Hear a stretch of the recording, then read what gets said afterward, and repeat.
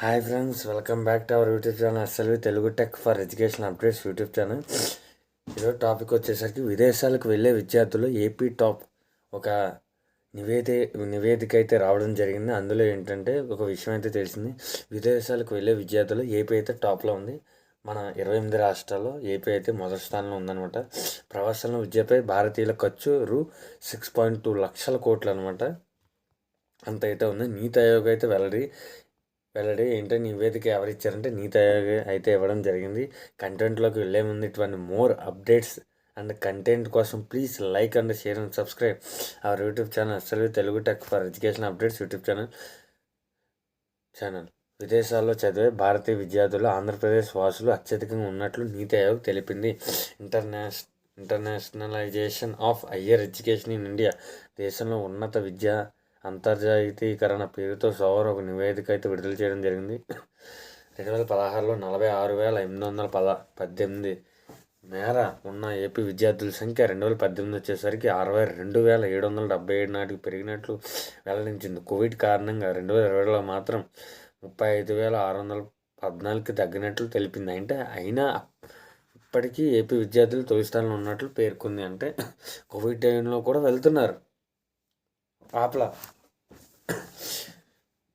Next అయినా ఇప్పటికీ AP విద్యార్థులు తొలి స్థానంలో పేర్కొంది. తర్వాత స్థానంలో పంజాబ్ ఉంది, మహారాష్ట్ర ఉంది, గుజరాత్ ఉంది, తమిళనాడు ఉంది, ఢిల్లీ ఉంది, కర్ణాటక ఉంది, కేరళ ఉంది, యూపీలో ఉన్నట్లు తెలిపింది.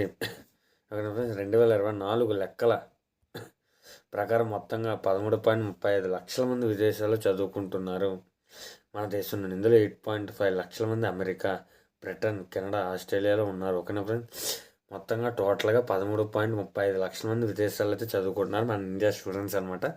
వాళ్ళు 8.5 లక్షల మంది, అంటే యావరేజ్గా సగం కన్నా ఎక్కువ వీళ్ళు ఏంటంటే అమెరికా, బ్రిటన్, కెనడా, ఆస్ట్రేలియా అయితే ఉన్నారనమాట.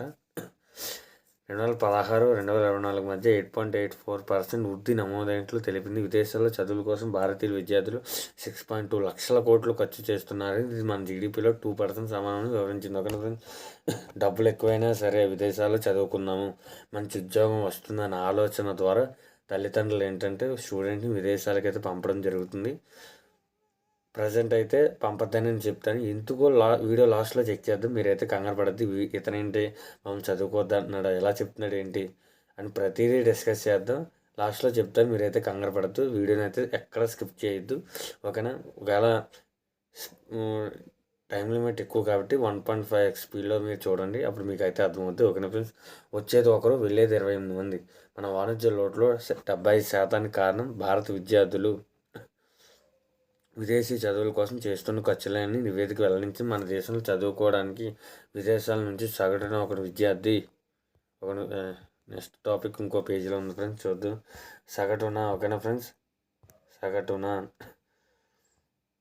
ఒకళ్ళు వస్తుంటే, ఓకేనా ఫ్రెండ్స్, మన దేశానికి చదువుకుంటాకి విద్యార్థి అనేవాడు ఓకేనా వేరే దేశం నుంచి వస్తుంటే ఇక్కడ నుంచి ఇండియా నుంచి 28 మంది విద్యార్థులు బయటకు వెళ్తున్నట్టు నివేదిక తెలిపింది. ఒకళ్ళు వస్తే 28 మంది వెళ్తున్నారు. చాలా ఎక్కువ, చాలా ఎక్కువగా ఉంది రేషియో అయితే. 2011 నుంచి ఇప్పటివరకు 16 లక్షల మంది భారతీయ పౌరసత్వాన్ని వదులుకున్నారు. ఇదైతే నేను చాలా దారుణం అయితే చెప్తాను. 16 లక్షల మంది భారతీయ పౌరసత్వాన్ని వదిలేసుకున్నారంట. అంటే వాళ్ళకు వేరే దేశం పౌరసత్వం కల్పించింది, వాళ్ళని అట్రాక్ట్ చేసింది. దీని గురించి లాస్ట్లో నేను మళ్ళీ చెప్తాను. ఇది ఇంకా రెండో పాయింట్ అనమాట. ఫస్ట్ పాయింట్ ఏంటంటే నేను విదేశాలకు వెళ్ళి చదువుకోవద్దన్నాను. ఫస్ట్ పాయింట్ రెండో టాపిక్ ఏంటంటే భారతీయ పౌరసత్వాన్ని వదులుకున్నారు. ఈ రెండింటి గురించి నేను లాస్ట్లో అయితే మాట్లాడతాను. మీరైతే వీడియోని అక్కడ స్కిప్ చేయొద్దు. వీరిలో అత్యధిక భాగం ఉన్నత విద్య కోసం విదేశాలకు వెళ్ళిన వారన్నది అంచనా. ఈ పరిస్థితులు మార్చాలని విదేశీ విద్యార్థులు పెద్ద ఎత్తున భారతీయ విశ్వవిద్యాలయాలు చదివేలా ఆకర్షించాలని నీతి ఆయోగ్ పేర్కొంది. దేశంలో చదివే అంతర్జాతీయ విద్యార్థుల సంఖ్య 2047 నాటికి 7.89 లక్షలకు తీసుకెళ్లాలని లక్ష్యంగా నిర్దేశించింది. ఓకేనా ఫ్రెండ్స్, మనం 2047 నాటికి టార్గెట్స్ ఎందుకు పెట్టుకున్నామంటే అప్పటికి 2047 నాటికి ఇండియాకి స్వాతంత్రం వచ్చి, ఇండిపెండెన్స్ వచ్చి 100 సంవత్సరాలు అయితే కంప్లీట్ అవుతుంది. అప్పటిలోగా మనం చాలా టార్గెట్స్ అయితే పెట్టుకున్నాం. అప్పటిలోగా అభివృద్ధి చెందిన దేశాల జాబితాలో మన ఇండియా చేరాలని చెప్పి చాలా చాలా చాలా పెద్ద టార్గెట్స్ అయితే పెట్టుకున్నాం. అందులో ఇదో టార్గెట్ ఏంటంటే విదేశీ విద్యార్థుల సంఖ్య 7.89 లక్షలకు తీసుకెళ్ళాలని లక్ష్యంగా అయితే పెట్టుకున్నాం. అదైతే ఖచ్చితంగా రీచ్ అవుతాం మనం. అప్పటికి దేశీయ విద్యార్థులు 1% సమానంగా విదేశీ విద్యార్థులు ఉండేలా చర్యలు తీసుకోవాలని సూచించింది. దేశంలో 2012-13 నుంచి 2021-22 మధ్యకాలంలో విదేశీ విద్యార్థుల సంఖ్య ఒక్క పంజాబ్లోనే 300% పెరిగినట్టు ఈ నివేదిక వెల్లడించింది. ఉత్తరప్రదేశ్, ఆంధ్రప్రదేశ్, గుజరాత్లు ఇందులో బలమైన వృద్ధిని నమోదు చేసుకుంటూ తెలిసింది. టాప్ 10 కోల్పోయిన బెంగాల్, తెలంగాణ అంటే పశ్చిమ బెంగాల్, తెలంగాణలో టాప్ 10 స్థానాలను కోల్పోయినట్లు నివేదిక వెల్లడించింది. అంతే తెలంగాణ నుంచి, పశ్చిమ బెంగాల్ నుంచి విదేశాలకు ఎవరు వెళ్తలేదు అని అర్థం. నెక్స్ట్ కోల్కతా, హైదరాబాద్లో పెద్ద సంఖ్యలో ఉన్నత విద్యాసంస్థలు ఉన్నప్పటికీ ఈ రెండు రాష్ట్రాల విదేశీ విద్యార్థులను ఆకర్షించడంలో వెనుకబడినట్లు వెల్లడించింది. ఇంకా మీదట విదేశీ విద్యార్థులకు ఆకర్షించడానికి విధాన పరంగా 22 మార్పులు చేపట్టాలని సిఫార్సు చేసింది.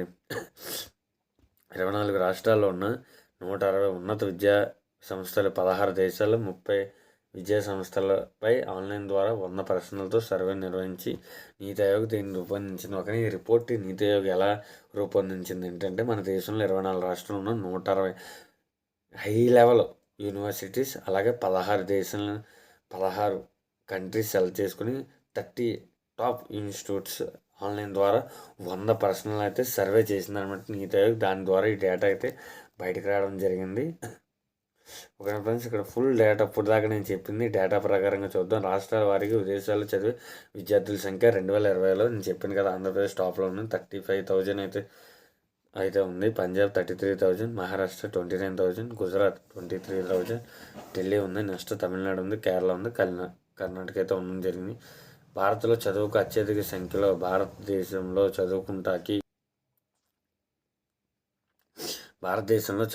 అత్యధిక సంఖ్యలో వస్తున్న విద్యార్థులు అంటే మన దేశానికి వస్తున్న విద్యార్థుల సంఖ్య ఏంటంటే 2021-22 సంబంధించి వస్తే నేపాల్ నుంచి ఎక్కువగా వస్తున్నారు. నెక్స్ట్ ఆఫ్ఘనిస్తాన్ నుంచి, అమెరికా నుంచి కూడా అక్కడికి వస్తున్నారు, బంగ్లాదేశ్ నుంచి వస్తున్నారు, యుఏఈ నుంచి వస్తున్నారు, భూటాన్ నుంచి వస్తున్నారు, Nigeria, Tanzania, Zimbabwe, Sudan. Top 3 చూసుకుంటే నేపాల్ నుంచి అయితే 13,126 మంది వస్తున్నారు. ఆఫ్ఘనిస్తాన్ అయితే 3,151 మంది వస్తున్నారు. అమెరికా నుంచి 2,893 మంది రావడం జరుగుతుంది. నెక్స్ట్ భారతీయ విద్యార్థులు అత్యధిక సంఖ్యలో ఉన్న దేశాలు 2024 నాటి లెక్కల ప్రకారం మన స్టూడెంట్స్ ఎక్కువగా ఉన్న టాప్ 3 చూసుకుంటే కెనడా ఉంది, 4,27,000. నెక్స్ట్ అమెరికా ఉంది, 3,37,630. నెక్స్ట్ బ్రిటన్ ఉంది, 1,85,000 అయితే ఉంది. నెక్స్ట్ ఆస్ట్రేలియా ఉంది, 1,22,240. టాప్ 4 లక్షకి పైగా మన స్టూడెంట్స్ అయితే అక్కడే ఉన్నారు, లక్షకి పైగా. ఒకటి నెక్స్ట్ జర్మనీలో ఉన్నారు, యుఏఈలో ఉన్నారు, రష్యాలో కూడా ఉన్నారు, కిర్గిస్తాన్లో ఉన్నారు, జార్జియాలో ఉన్నారు, నెక్స్ట్ ఫిలిప్పీన్స్లో కూడా మన స్టూడెంట్స్ అయితే ఉండడం జరిగింది. ఓకేనా ఫ్రెండ్స్, ఇది వీడియో. నేను లాస్ట్లో చెప్పాను కదా, అదే ఇంతకుముందు చెప్పాను కదా, 2 పాయింట్స్ డిస్కస్ చేద్దాను. ఒక పాయింట్ అయితే చూద్దాం, అదేంటి, విదేశాలకు వెళ్ళి చదువుకోవద్దని నేను చెప్పాను. ఎందుకంటే ప్రస్తుతం విదేశాల్లో చదువు అయితే బాగోలేదంటే ఎడ్యుకేషన్ బాగోలేదన్న ఉద్దేశం కాదు, పరిస్థితులు అయితే అస్సలు బాగోలేదు. మీకు తెలిసింది, అమెరికా మన ఇండియా పైన 50% టారిఫ్ అయితే ప్రజెంట్ అయితే నడుస్తుంది. ట్రంప్ గారు అయితే మన భారతదేశం మీద చాలా కోపంగా అయితే ఉన్నారు. ఓకేనా ఫ్రెండ్స్, అతను అడిగింది మనం ఇవ్వలేదని చాలా కోపంగా ఉన్నారు.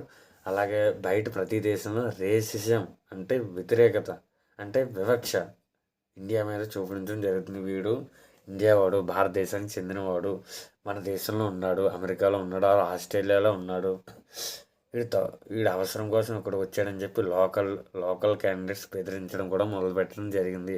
అమెరికాలో లైసెన్స్డ్ గన్స్ కూడా ఉంటాయి. చాలామంది అమెరికా మన తెలుగు వాళ్ళు చనిపోవడం అనేది మీరు ప్రతిరోజు న్యూస్ పేపర్లో చెక్ చేస్తున్నారు. ప్రాణం కన్నా ఏది గొప్పది కాదన్న ఉద్దేశం. మీరు చదువుకోవద్దని నేను అంటలేదు. మన భారతదేశంలో 28 రాష్ట్రాల్లో టాప్ యూనివర్సిటీస్ అయితే ఉన్నాయి అని నేను గర్వంగా అయితే చెప్పగలను. ఒకసారి రీసెర్చ్ చేయండి, మీరే సొంతంగా ట్రై చేయండి. జమ్మూ కాశ్మీర్లో ఉన్నాయి, ఢిల్లీలో ఉన్నాయి, గుజరాత్లో ఉన్నాయి, మధ్యప్రదేశ్లో ఉన్నాయి, ఆంధ్రప్రదేశ్లో కూడా ఉన్నాయి, తెలంగాణలో కూడా ఉన్నాయి, హైదరాబాద్లో కూడా ఉన్నాయి.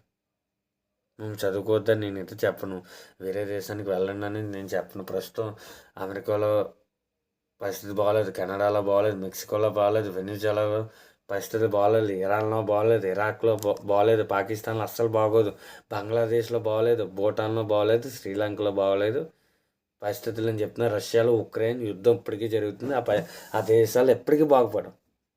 ఇప్పుడు మన ఊళ్ళో అక్కడికి వెళ్ళిపోయారు, ఉక్రెయిన్ రష్యాకి వెళ్ళారు, యుద్ధం జరుగుతుంది.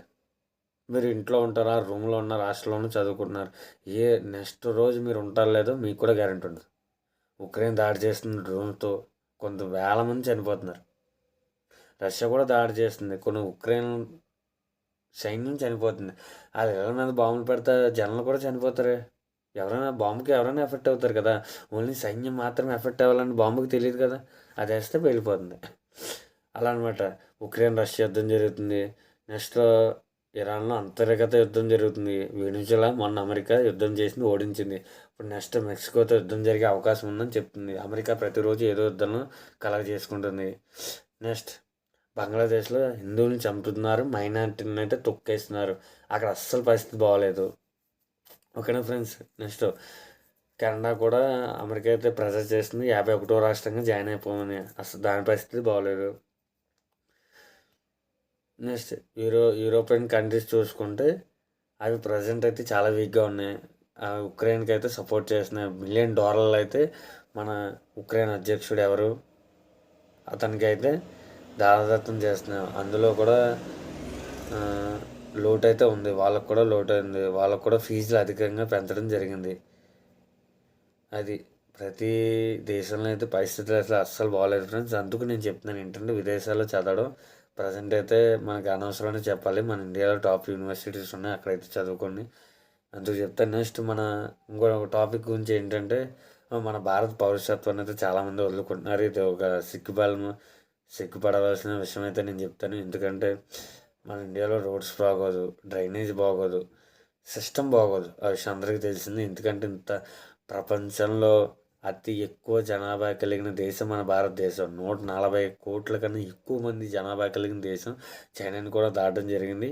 ఈ సంవత్సరంలోనే మనకి జనగణన, కులగణన రెండూ జరగబోతుంది. దాన్ని బట్టి మనకి ఎగ్జాక్ట్ జనాభా ఎంతమంది ఉన్నారో అని తెలుస్తుంది. నాకు తెలిసి 100% 140 కోట్ల కన్నా ఎక్కువ ఉంటుంది జనాభా అనమాట. కాబట్టి ఆ డేటా కూడా వస్తుంది. కాబట్టి మన ఎగ్జాక్ట్ నెంబర్ అయితే చూద్దాం. మనం 2011 లెక్కల ప్రకారం ఉన్నాం. ఓకేనా. ఎగ్జాక్ట్ నెంబర్ అయితే తెలుస్తుంది. ఓకేనా ఫ్రెండ్స్. ఎగ్జాక్ట్ నెంబర్ అయితే మనకు త్వరలో తెలుస్తుంది. కులగణనకు సంబంధించి అప్డేట్స్ మన యూట్యూబ్ ఛానల్ ఎప్పటికప్పుడు అప్లోడ్ చేస్తాం. ప్రతి ఏపీ కానీ తెలంగాణ కానీ ఈ ఇండియా వైడ్ ఏ ఎగ్జామ్ జరిగినా సరే మన యూట్యూబ్ ఛానల్ ఎప్పటికప్పుడు అప్డేట్ అవ్వడం జరిగింది. ఓకేనా ఫ్రెండ్స్. ఇదనమాట. ఇటువంటి మోర్ కంటెంట్ అండ్ ఇన్ఫర్మేషన్ కోసం please like and share and subscribe our YouTube channel అసలు Telugu tech for education updates YouTube channel. చివరి వరకు చూసిన వాళ్ళకి లైక్ అయితే వేసుకోండి. Thanks for watching. Thank you friends. Jai Hind.